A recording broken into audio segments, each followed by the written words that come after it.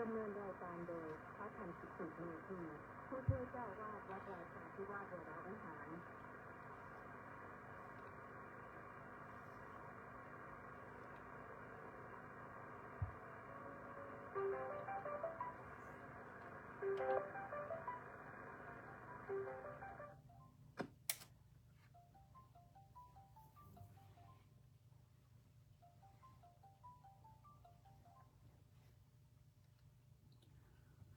อะระหังสัมมาสัมพุทโธภะคะวาพุทธังภะคะวันตังอภิวาเดมิสวากขาโตภะคะวตาธัมโมธัมมังนัมมัสสามิสุปฏิปันโนภะคะวะโตสาวกสังโฆสังฆังนามามิเวนยโยจะสุสิกขิโตเอตัมมังกลมุตตมันติขอถวายความนอบน้อมแด่พระรัตนตรัยขอคารวะพระเถรานุเถระเจริญสุขสวัสดีมายังท่านสาธุชนผู้ฟังผู้ชมทุกท่าน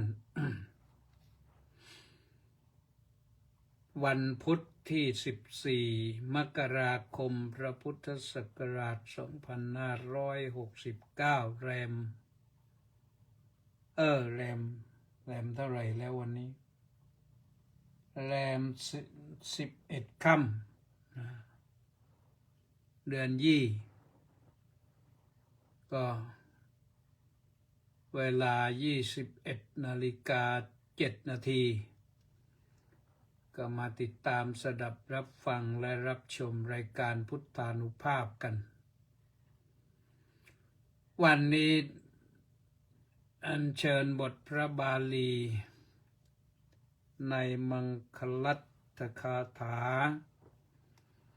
ก็ว่าวินโยจะสุสิกิโตเอตมังคลมุตตมังมาให้ฟังกันเดี๋ยวจะได้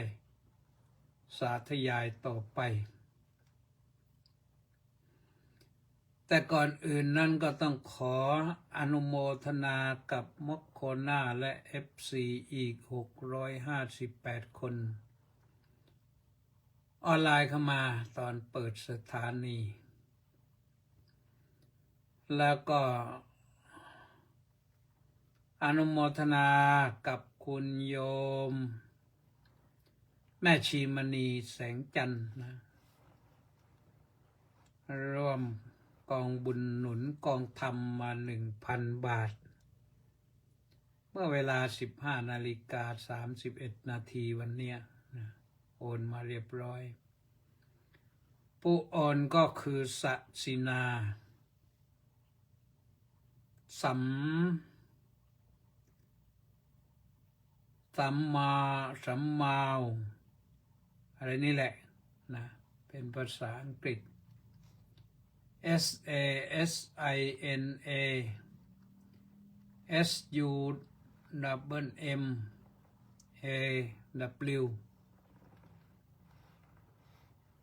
น่าจะเป็นสัมมาวนะคิดว่าอย่างนั้นเอาละถ้าไม่ถูกขออภัยด้วยโย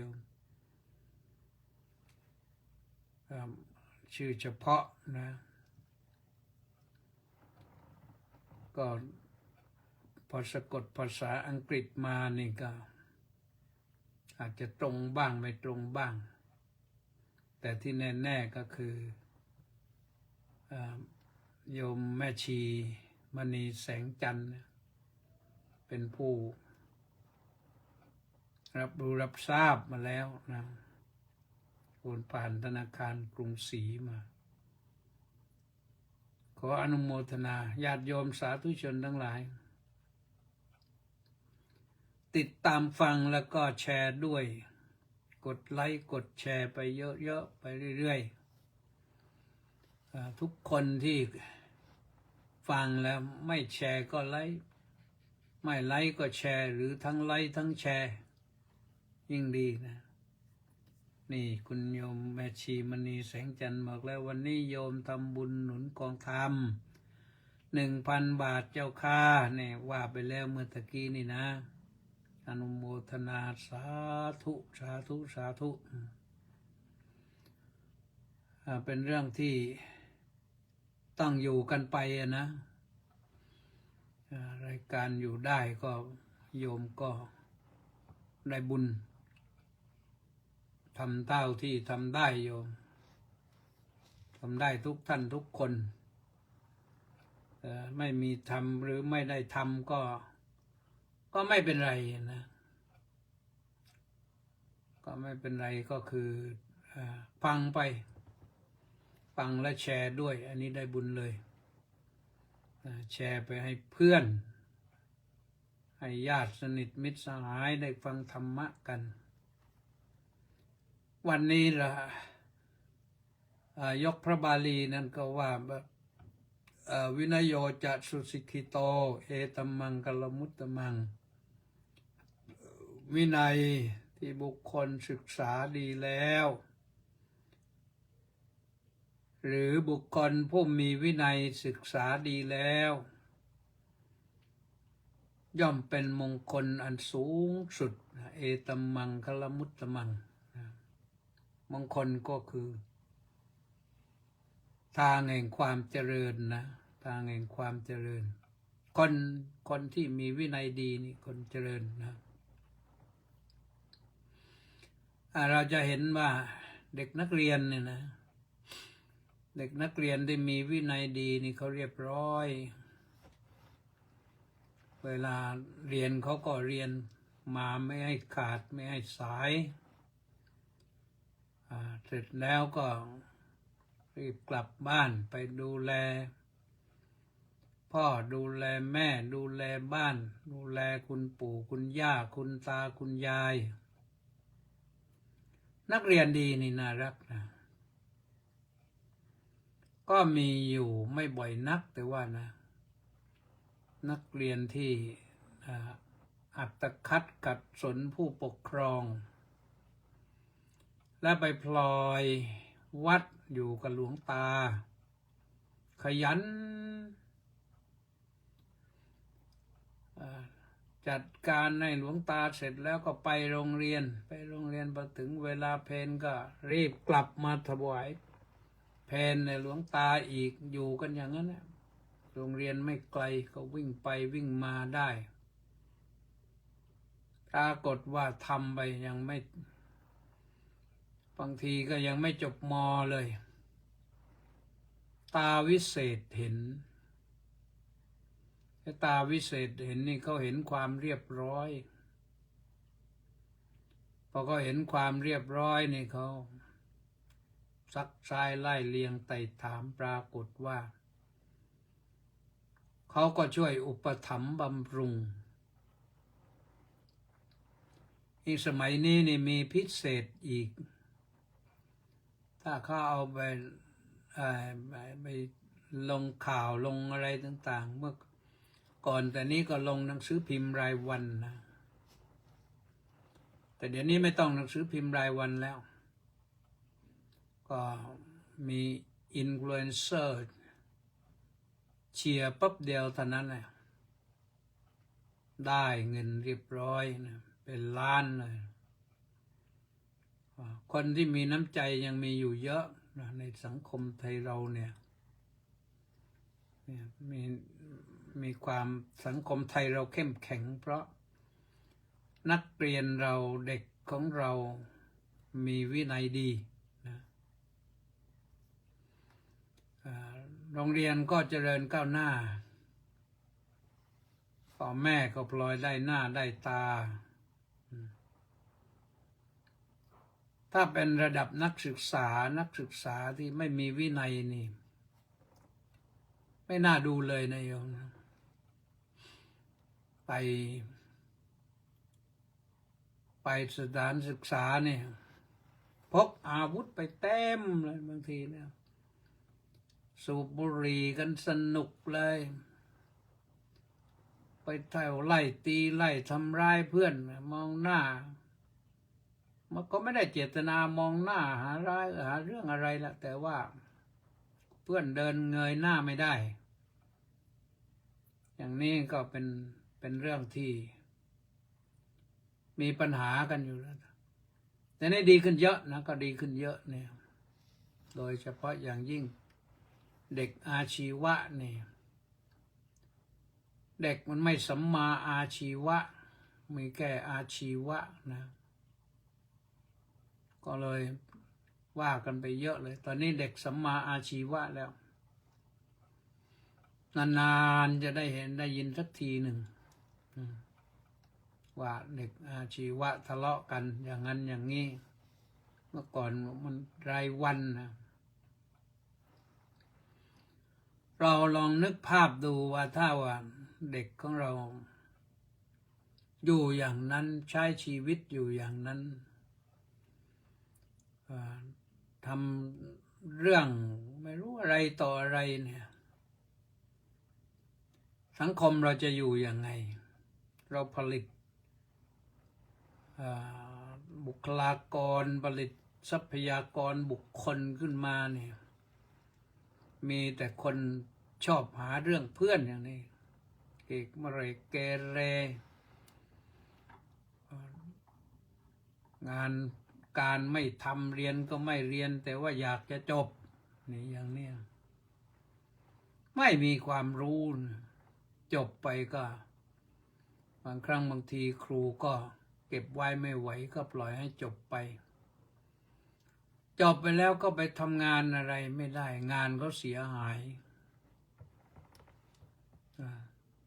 พวกที่เขาลงทุนก็ลงทุนลงแรงทำโรงงานอุตสาหกรรมอะไรต่างๆที่นั่นไปทำเครื่องมืออุปกรณ์ทรัพย์สินก็เสียหายหมดอย่างเนี้ยเพราะอะไรเพราะนักเรียนตอนเรียนก็ไม่มีวินัยเวลาเรียนก็ไม่เรียนชอบเกเรไปโน่นไปนี่ยกพวกตีกันอะไรอย่างเงี้ยที่จริงถ้ามองเห็นเพื่อนก็เพื่อนนักเรียนด้วยกันคนรุ่นเดียวกันก็ว่าอย่างนั้นอย่างนี้มันก็คิดได้นี่แต่คนที่คิดได้เขาก็คิดได้นะแต่คนคิดไม่ได้นี่ก็ไปเยอะเลยมันก็ลุกลามไปถึงใครไปถึงข้าราชการนี่ถ้าไม่มีวินัยแล้วก็งานราชการเสียหายข้าราชการขี้เมาอย่างเนี้ยเคยเจอนะเคยรู้คนรู้จักกันเมาทั้งหลายทั้งปวงมีหน้าที่เมาอย่างเดียวรับราชการเมามีเรื่องเมาเป็นเรื่องหลักตั้งแต่เช้ายันค่ำต้องตรวจนี่น่าสมเพชเวทนานะเราก็จะเดินได้ยากนะเดินได้ยากคนไม่มีวินัยเนี่ยถ้าเราพัฒนาทรัพยากรบุคคลขึ้นมาที่ขาดวินัยนี่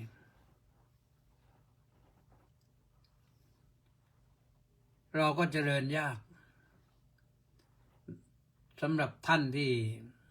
มีฐานะบ้างนะได้ไปต่างประเทศบ้างนี่ประเทศที่เจริญแล้วนี่เราจะเห็นอย่างไปสิงคโปร์อย่างเนี้ยเขาวินัยจัดวินัยก็คือกฎหมายนั่นแหละระเบียบวินัยก็คือกฎหมายนั่นแหละทิ้งก้อนบุหรี่บนถนนก็ไม่ได้เคลียร์ขี้เท่าบุหรี่ลงบนถนนก็ไม่ได้กล้องCCTV จับได้โดนปรับเลยไม่ต้องปฏิเสธก็มีหลักฐานฟ้องไม่ต้องไปสืบพยานสืบโจทย์อะไรกันนะได้หลักฐานกล้องแล้วก็เรียบร้อยเพราะว่ากล้องนั้นบางทีก็ เขานั่งคุมอยู่ในศูนย์แล้วก็เขาลงโทษแรงๆนะอย่างค้ายาเสพติดนี่สิงคโปร์นะจับได้ถึงขนาดว่าถ้าเข้าเกณฑ์ก็แขวนคอเลยอย่าอยู่เลย อยู่ในโลกนี้มันขวางเพื่อนลำบากคนไม่มีวินัยเขาห้ามแล้วอย่าไปทำชอบฝ่าฝืนนะถ้าเราอยากจะให้บ้านเมืองเราเจริญต้องพร้อมกันนะพร้อมกันพัฒนาเรื่องวินัยอาตมามองว่าคนไทยเรายังวินัยยังไม่พอแบบสบายๆไปเรื่อยๆไม่ได้จริงจังเท่าไหร่ขับรถขับราอย่างเนี้ยดูในถนนหนทางเนี่ยบางทีก็ซ้ายขวาเราก็หวาดเสียวไอ้โชเฟอร์ของเรามันก็จะซ้ายขวาเอาบ้างนะมันโมโหก็หวาดเสียวนะหวาดเสียวต้องเบรกบ่อยบางทีก็ลงไปฟุตบาทบางทีไปทางเท้าอยากจะไปให้มันเร็ว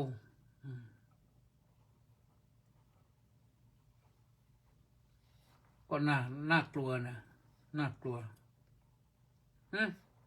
อะไรเนี่ยคุณสุนทรเจนบอกว่า I am watching Grace Bank บางกล้วยเกรดบางกล้วยวิทยาการ listen to it อะไรเนี่ยใช่เหรอใช่คุณสุนทรเจนเหรอหรือใครทำใครมาใส่ให้เนี่ยไม่ค่อยแน่ใจก็อยู่บางกลวยก็ถูกต้องนะบางกลวยวิทยา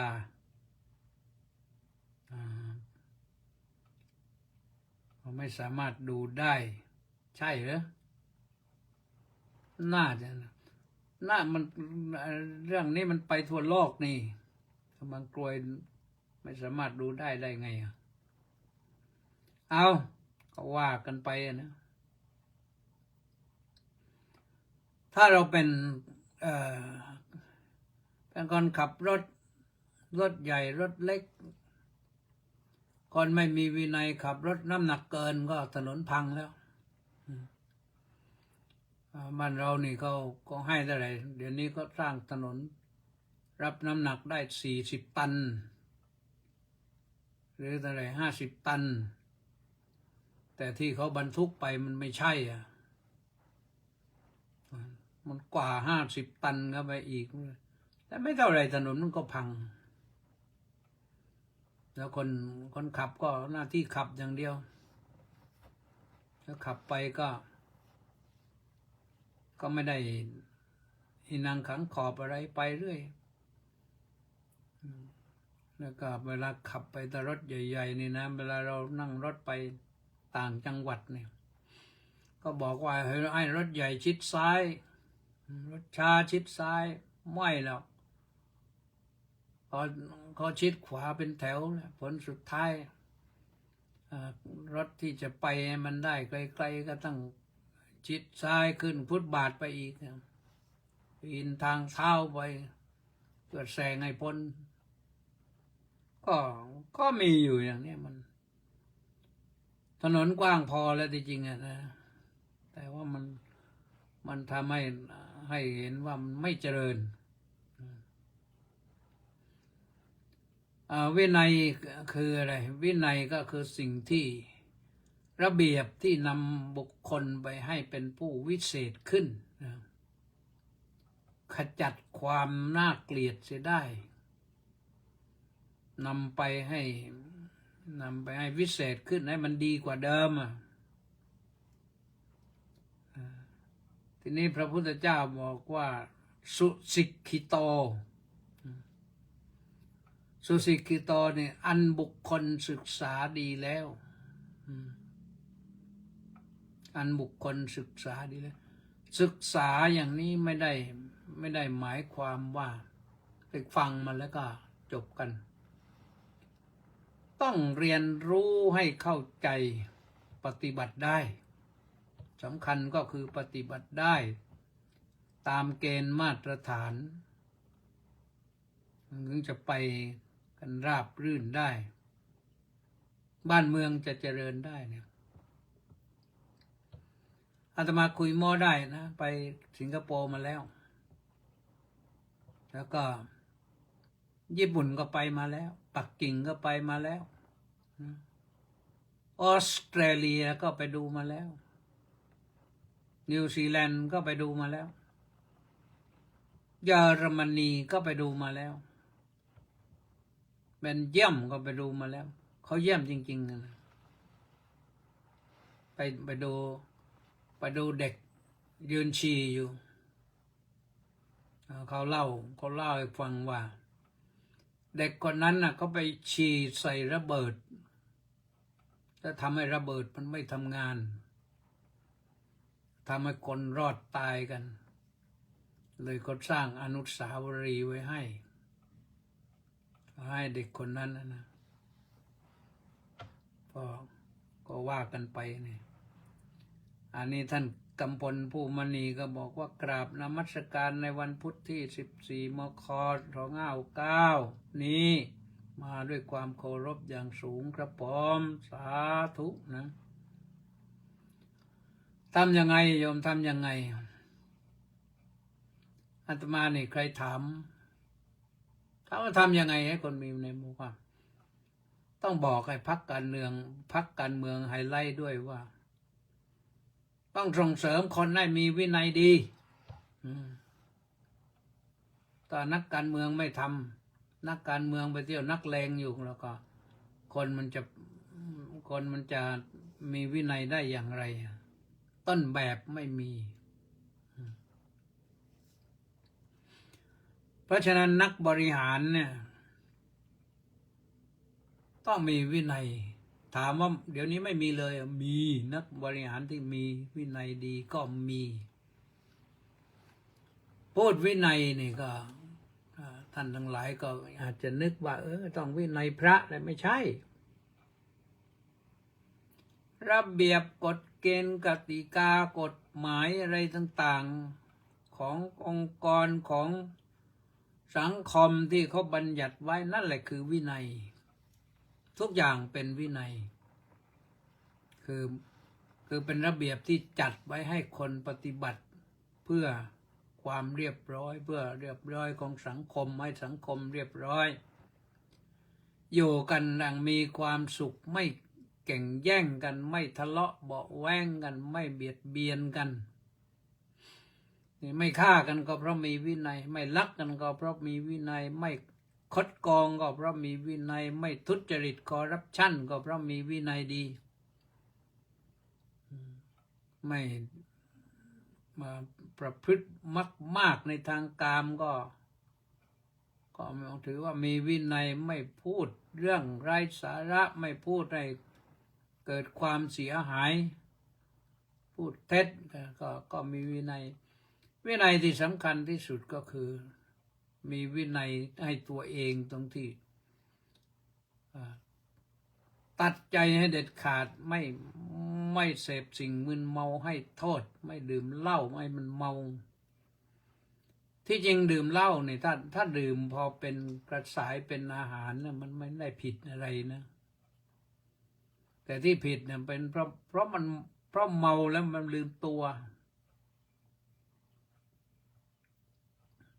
เมาแล้วก็ลืมตัวไม่รู้จักรักษาตัวทรัพย์สินก็หมดถูกนินทาว่าร้ายก่อเกิดโรคร้ายสารพัดเหล้านี่เพราะคนไม่มีวินัยให้ตัวเองจิตใจอ่อนแอเปรี้ยเพลียแรงพอเห็นเหล้าแล้วก็เขาอ่อนก็ต้องได้สักกึ๊บนึงพอยังชั่วหน่อยว่างั้น เรื่องเล็กๆเราอาจจะไม่ค่อยเห็นโทษถ้านักการเงินการธนาคารเนี่ยไม่มีวินัยแล้วบ้านเมืองพังนั่นแหละผู้บริหารบ้านเมืองไม่มีวินัยก็พังข้าราชการไม่มีวินัยก็พังนะบ้านเมืองพังไปไม่รอดนะเพราะฉะนั้นต้องช่วยกันสร้างระเบียบวินัยให้มันให้ดีขึ้น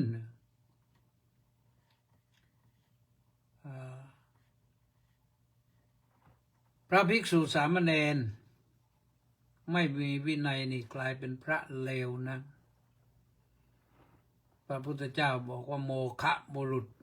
ปาปะเป็นปาปะนี่ปาปะปุคโลโมฆะปุคโลพระพุทธเจ้าว่าอย่างนั้นโมฆะบุรุษคือบุรุษเปล่าบุรุษว่างเปล่าไม่มีอะไรเลยปาปะปุคโลนะเป็นบุคคลผู้บาปหยาบช้าสามัญเพราะฉะนั้นพระภิกษุสามเณรเนี่ยเราจะเห็นว่าทุกยุคทุกสมัยนะที่มีนะมันมีคนที่คนไม่ปฏิบัติตามพระวินัยที่พระพุทธเจ้าบัญญัติไว้ดีแล้วเนี่ยแล้วก็ในที่สุดก็ไปไม่รอดแต่ปัญหาว่ากว่าจะเรื่องมันจะแดงจะถูกแฉขึ้นมาเนี่ยมันสร้างความเสียหายทำให้ศาสนาต้องมัวหมองที่จริงศาสนาก็ไม่ได้มัวหมองหรอกแต่ศรัทธาคนผู้มีศรัทธาที่ยังไม่มั่นคงสั่นสะเทือนหวั่นไหวศรัทธาคลอนแคลนไปไม่รอดเอา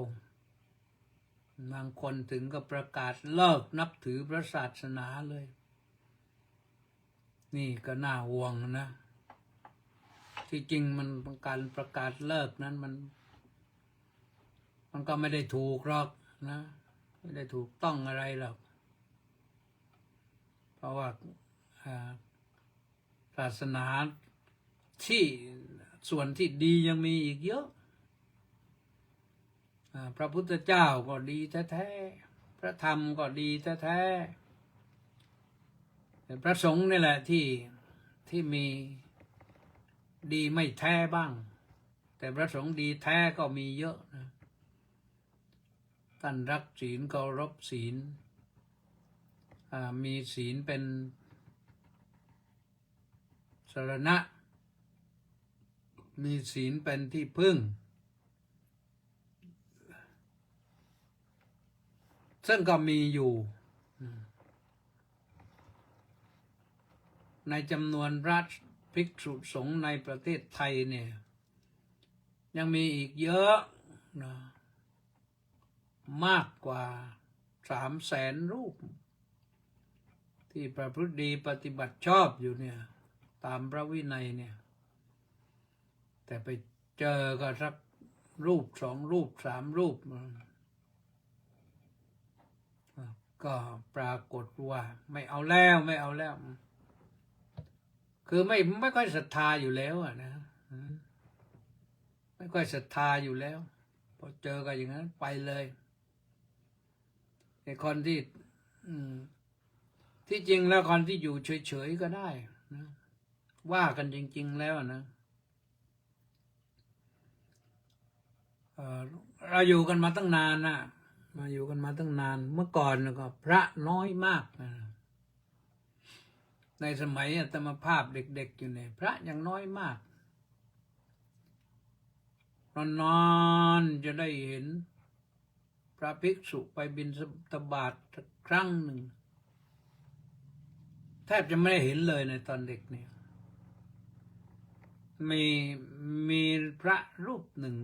ที่ไปผ่านไปบ้านหลวงตาผ่อง ตอนหลังท่านมาอยู่ที่วัดบุญศรีมุนีกรไม่ยังน่าจะมรณภาพไปแล้วแหละอายุมากวัดบุญศรีมุนีกรที่รามอินทรากม.8นี่ท่านชอบอยู่ป่าช้าเลยนะแล้วก็กรรมฐานส่วนว่าพระที่จะมาเดินบิณฑบาตนี่หาไม่เจอหรอกอย่างที่บ้านเนี่ย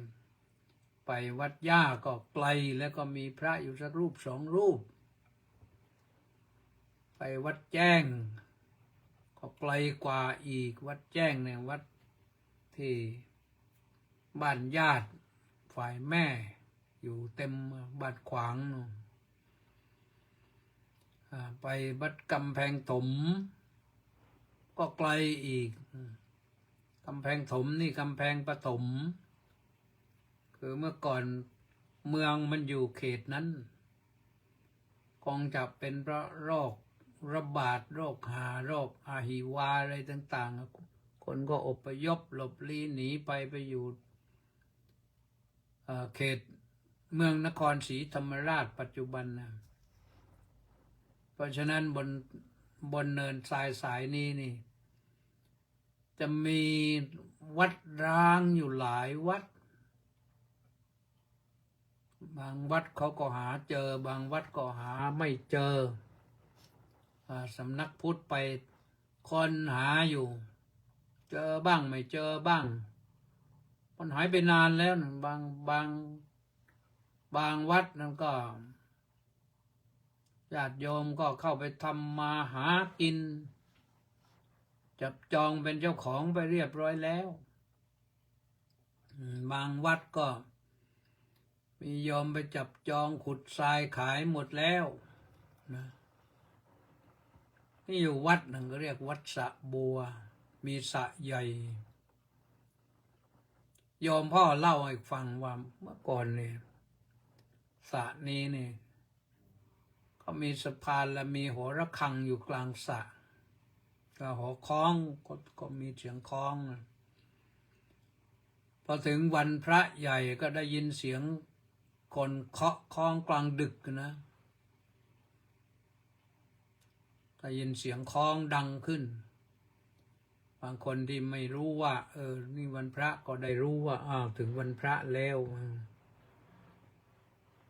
ก็มีศาลาริมทางด้วยให้คนเดินทางผ่านไปพักผ่อนที่ใกล้ๆสระเลยในสระนี่น้ำก็น้ำจืดน้ำดื่มได้เป็นน้ำทรายน้ำลอดใต้ทรายนะแล้วก็นิ่ง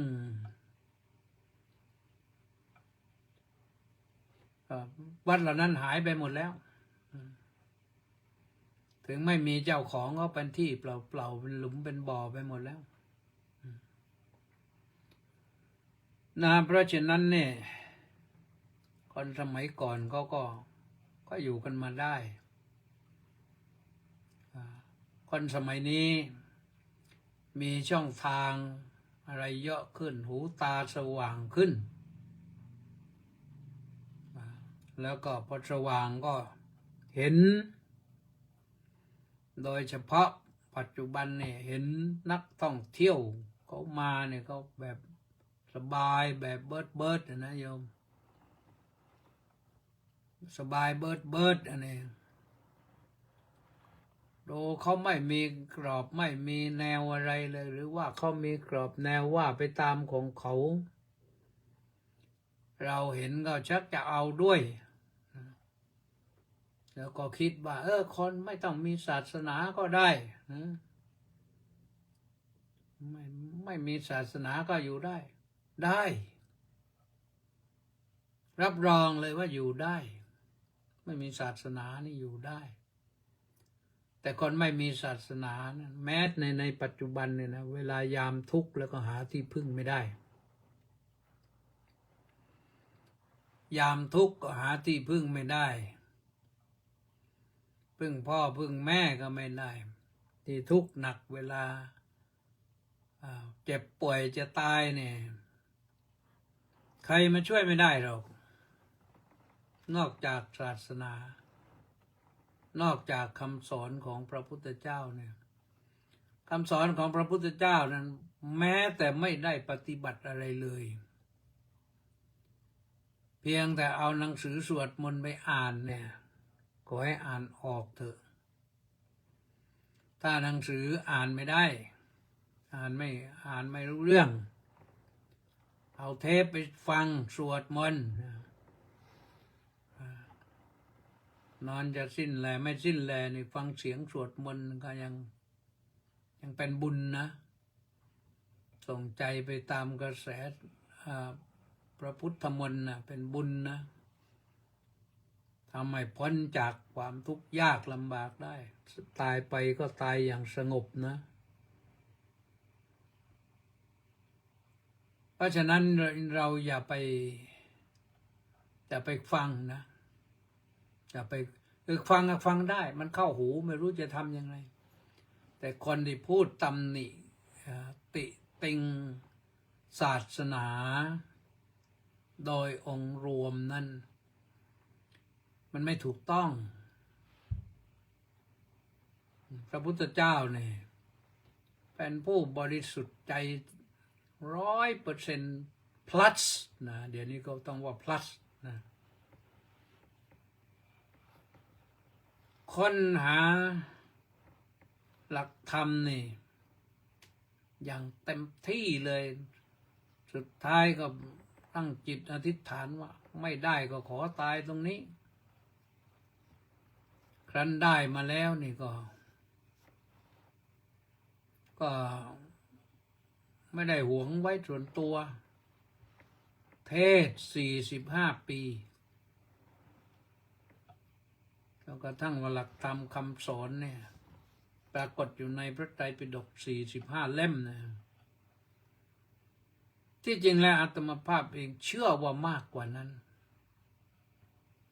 แต่เพราะอะไรเพราะก่อนที่พระอานนทเถระจะมาเป็นปัจฉาสมณะนะก็มีพระตั้ง2 รูปแล้วที่เป็นปัจฉาสมณะแต่ท่านเหล่านั้นก็เสกูดบ่ายลาไปปฏิบัติไม่ไหวมาถึงพระอานนทเถระนี่ท่านคือเป็นคนที่ได้รับการศึกษามาดีเมื่อจะมาเป็นเลขาก็ขอพรไว้ถ้าว่าพระพุทธเจ้าไปเทศที่ไหนท่านพระอานนท์เองไม่ได้ไปด้วยก็ขอให้กลับมาเทศให้ท่านฟังอีกรอบหนึ่งมาเทศให้ฟังก็หมายความว่าจะมาย่อให้ฟังว่าเรื่องนี้มีความเป็นมาเป็นไปอย่างนี้พระพุทธเจ้ารับเพราะว่าด้วยความปรารถนาดีแต่ก่อนจากพระอานนท์นี่ก็มีมา2 รูปแล้วเหมือนจะชื่อเมขิยะสักท่านหนึ่งนะท่านเมขิยะนะและอีกท่านหนึ่งชื่ออะไรแล้วจำไม่ได้ส่วนก่อนนั้นก็หมายความว่าหายหมดยกเว้นแต่ว่าสิ่งที่พระพุทธองค์ได้นำมาเล่าให้พระอานนทเถระได้ฟังอีกท่านก็ได้จดได้จำไว้ท่านไม่ได้จดจำอย่างเดียวคนสมัยนั้นพระอานนทเถระจำแม่นเป็นผู้นักทิฏฐิผู้มีความจำแม่นยำได้รับยกย่องเป็นเอตทัคคะว่าพระอานนทเถระเนี่ยไปมีความจำเป็นเลิศก็เพราะฉะนั้นพระอานนท์จึงเป็นหลักในการสังคายนาพระธรรมวินัยครั้งที่ 1ส่วนเรื่องพระวินัยนอนพระอุบาลีนั่นทั้งพระอานนท์พระอุบาลีเนี่ยนะก็อยู่ในพระอุบาลีนี่ก็อยู่ในคณะที่มากับสากยะขอบวช 26ท่านแต่อุบาลีนี่ท่านเป็นช่างการระบบไม่ได้อยู่ในสากยะแต่ท่านเก่งทางพระวินัยยกย่องมีปัญหาทุกอย่างต้องไปถามพระอุบาลีท่านเก่งทางด้านพระวินัยพูดภาษาวินัยนี่จริงๆแล้วก็คือศีลนั่นแหละนะถ้าเป็นภาษาพระก็คือศีลวินัยของพระก็คือศีลศีลที่เป็นอาทิพรหมจริยกาสิกขาคือศีลที่รักษาเบื้องต้นแห่งพรหมจรรย์ไว้รักษาความเป็นพระไว้นะ227 ข้อแต่ที่นอกจากนั้นเป็นระเบียบที่เป็นวินัยเหมือนกันก็มีตั้งนับจำนวนไม่ถ้วนนะเรียกว่าอภิสมาจารอภิสมาจาริกาสิกขาคือระเบียบวินัยเรียบร้อยความเรียบร้อยถ้าเป็นญาติเป็นโยมก็มีกฎเกณฑ์กติการะเบียบของกระทรวงแล้วให้ปฏิบัติอย่างนี้อย่างนี้ยังมีศีลธรรมจรรยามีจริยธรรมอีกจริยธรรมของข้าราชการจริยธรรมของครูจริยธรรมของหมอของแพทย์อย่างเนี้ยถ้าไม่มีสิ่งเหล่านั้นก็พฤติกรรมหยาบนะพฤติกรรมจะหยาบไม่ว่าใครเป็นอะไรเลยทุกคนต้องมีจริยธรรมกฎเกณฑ์หลักเช่นว่าหมอเนี่ยเป็นหมอเนี่ยกฎเกณฑ์กติกากฎหมายที่เป็นหลักให้หมอต้องปฏิบัติหน้าที่อย่างไรอย่างไรเนี่ยมีอยู่แล้วแล้วก็ระเบียบของโรงพยาบาลก็มีอยู่แต่จริยธรรมมันละเอียดไปกว่านั้นทำให้งามนะทำให้งามเช่นการทักทายเจรจาปราศัยถามไถ่หมอถามไถ่สอบถามอาการป่วยไข้ไม่โมโหกรอทากับคนไข้ไม่ใช่ฮึดฮัดปึงปังคนไข้จะตายอยู่แล้วเจอก็2-3 ประโยคก็ตายก็ตายสิกูอย่างนั้นไม่ไหวนะยิ่งเป็นพระนี่เป็นพระภิกษุในพระพุทธศาสนาเนี่ยที่จริงสามเณรก็เอาสามเณรก่อนก็แล้วกันสามเณรก็ต้องมีวินัยศีล10นะศีล10แล้วยังมีอื่นอีกที่จะต้องปฏิบัติสามเณรเนี่ยจริงๆแล้วต้องมีเสขียวัตร75ไปอีกด้วยนะต้องมีอะไรต้องมีเสขียวัตร75คือวัดที่ต้องศึกษาให้เข้าใจปฏิบัติให้เรียบร้อยเพราะสามเณรนั่นมาจากคำว่าสมณะนั่นแหละแต่ท่านใช้คำว่าสมณัสสะอปัจจังสามเณโรเหล่ากอของสมณะก็ชื่อว่าสามเณรที่เรียกว่าสามเณรเพราะท่านเป็นเหล่ากอของสมณะ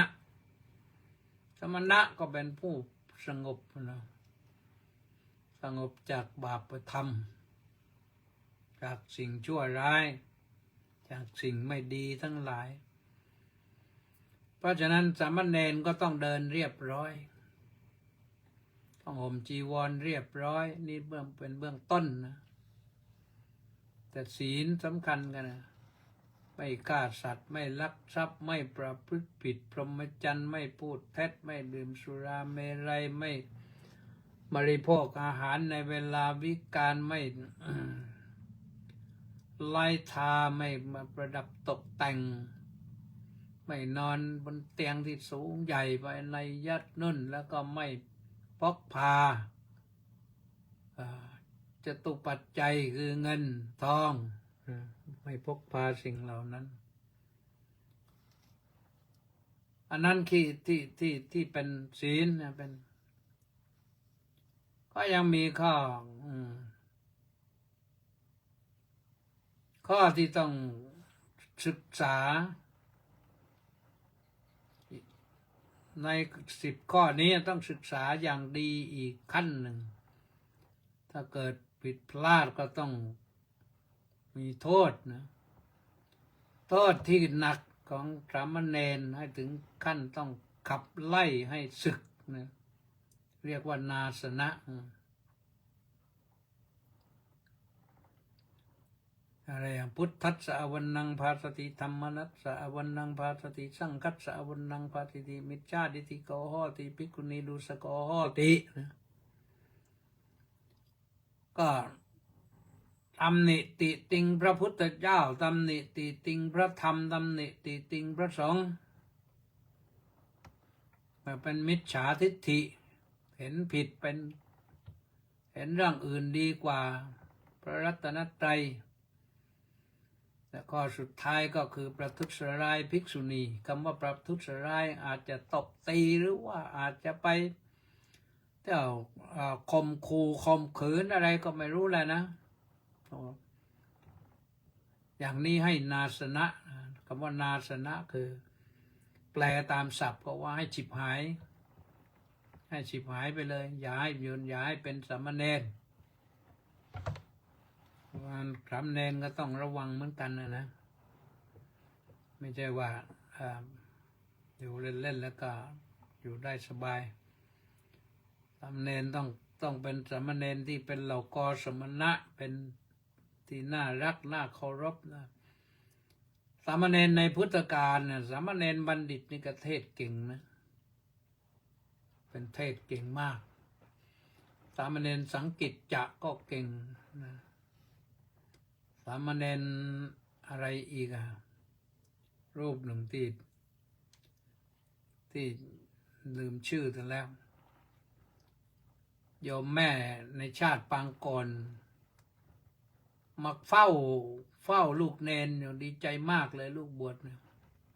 เป็นเทพธิดามาทุกวันปรากฏว่าวันนั้นอายุมากขึ้นแล้วสามเณรจะสึกคือสามเณรนี่เทศเก่งมากเสียงเพราะด้วยพออยู่มาก็อยากจะสึกไปหาแม่บ้านปัจจุบันแม่ในปัจจุบันนะปรากฏว่าโดนผีสิงเลยคือเทพธิดาไม่อยากให้ลูกชายสึกก็รู้เรื่องรู้ราวสามเณรก็ประกาศเลยผมไม่สึกแล้วต่างนั้นกลับไปวัดอุปสมบทเลยท่านก็ปฏิบัติธรรมจนได้บรรลุมรรคผลนะท่านสาธุชนทั้งหลายเพราะฉะนั้นเราทุกคนเนี่ยไม่ใช่ว่าโยนให้คนอื่นไปนะแม้อยู่ในบ้านเราก็ต้องมีระเบียบวินัยคนในบ้านเดียวกันเนี่ยเราต้องสร้างกฎกติกาตกลงกันบ้างตักเตือนกันบ้างให้รู้ว่าวินัยของเราเป็นอย่างนี้ให้ทุกคนรับทราบทั่วกันแล้วก็ปฏิบัติให้เหมือนกันเช่นว่ามีวินัยในการนอนจะปิดประตูหน้าต่างดูแลเรียบร้อยช่วยกันดูช่วยกันจัดช่วยกันทำอะไรทำนองเนี้ยมันก็เป็นวินัยนะทำให้เราปลอดภัยทำให้เราอยู่สบายพระภิกษุสามเณรต้องมีวินัยมากกว่าโยมเพราะพระภิกษุสามเณรเป็นตัวเป็นสื่อความหมายของพระพุทธเจ้าและพระธรรมด้วยโยมกราบโยมไหว้โยมให้ทานทำบุญเพราะฉะนั้นต้องมีศีลต้องมีวินัยมากกว่าโยมโยมจะรักษาวินัยมากๆขึ้นก็ไม่แปลกอะไรหรอกนะอันนี้แหละวันนี้ก็ผู้ที่มีศีลดีเนี่ย มีศีลดีนะเจริญสมาธิได้ง่ายจิตสงบเร็วเห็นธรรมได้เร็วนะนั่นคืออานิสงส์พิเศษสุดเอาละท่านสาธุชนทั้งหลายวันนี้ก็ว่ามาก็เท่านี้นะขอให้ทุกท่านลองดูนะโลกเราต้องอยู่กันด้วยวินัยนะทำไมต้องอ่านเร็วๆแล้ววันนี้สมศรีลักษณะวิราชบอกว่าน้อมกราบนมัสการสาธุสาธุสาธุเจ้าค่ะสาธุมณีแสงจันทร์ก็บอกว่าน้อมกราบนมัสการสาธุสาธุสาธุเจ้าค่ะสาธุเจบูมาก็บอกว่าน้อมกราบสาธุสาธุสาธุอนุโมทามิสาธุมณีแสงจันทร์บอกว่าวันนี้ยอมทำบุญหนุนกองธรรม 1,000 บาทเจ้าค่ะรับทราบแจ้งแล้วนะสาธุประสานเรืองดิตก็บอกว่ากราบสาธุสาธุสาธุครับสาธุวิชาญงามแก้วขออนุโมทนาสาธุครับสาธุแม่ชีสมใจสาธุสาธุสาธุสาธุเจ้าค่ะสาธุวีรวิทย์ระฆังทองกราบนมัสการพระคุณเจ้าสาธุสาธุสาธุสาธุเล็กวังบุรพานุกูลแก้วสุขกราบสาธุครับสาธุแปะนันทิการน้อมกราบนมัสการสาธุสาธุสาธุเจ้าค่ะสาธุเป็นยาพักบุญศรีสุรโชติกราบนมัสการท่านพระอาจารย์น้อมกราบสาธุเจ้าค่ะสาธุ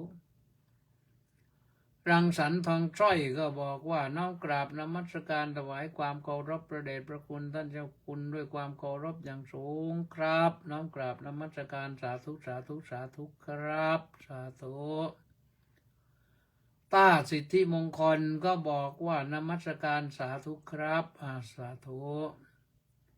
คุณสุนทรเจนI am watching Grace บางกรวยวิทยาการ listen to it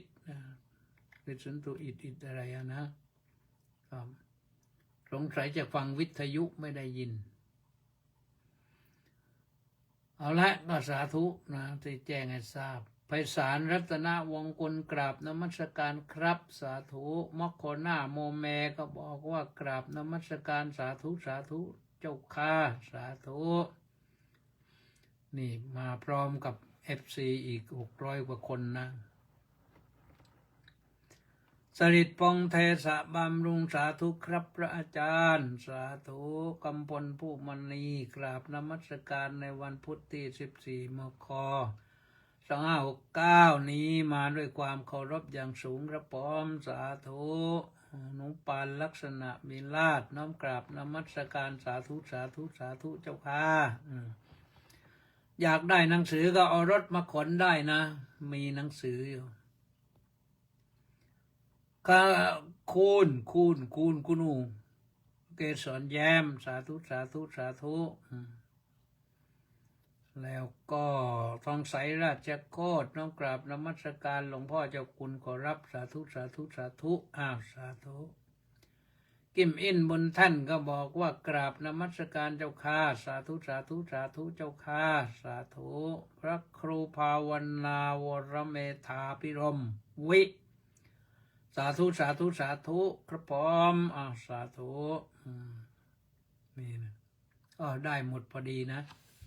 ก็อนุโมทนาสาธุกับทุกท่านนะแชร์บ้างกดไลค์บ้างให้มันมากๆเข้าไปมีสิ่งละอันพันละน้อยทำบุญเราได้บุญวันละนิดจิตแจ่มใสนะวันนี้ขอลาและขอความสุขความสวัสดีความเจริญในธรรมของพระสัมมาสัมพุทธเจ้าจงบังเกิดมีแด่ทุกท่านเจริญพรพรุ่งนี้พบกันใหม่นะสวัสดี